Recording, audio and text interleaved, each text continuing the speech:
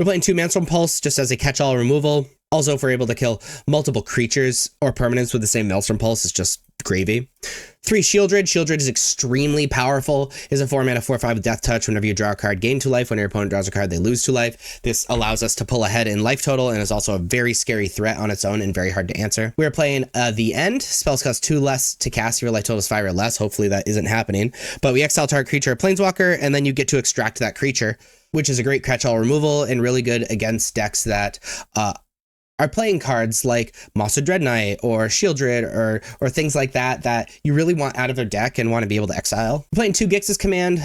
Now, Gix's Command is fine in the main deck because it's fine against the slower decks because you can bring creatures back and maybe make your opponent sacrifice creature or whatever. But really, it's in our deck for the red decks to be able to give something lifelink to wipe the board and really shut the door on these aggressive decks.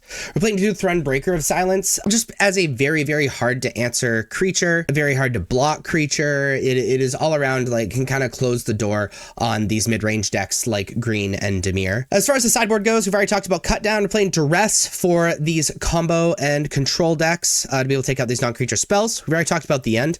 Harvester of Misery has gone up pretty significantly in stock. It's very good against the aggressive decks, especially the Gruul and mono red decks, because it can just wipe the board, and is also early removal, so we're starting to play it as a 4 of rather than a 1 of. We're playing a single Terra Sunder. We've already talked about that to join the one in the main deck. We're playing 3 Tranquil Frillback. Tranquil Frillback is an interesting catch-all.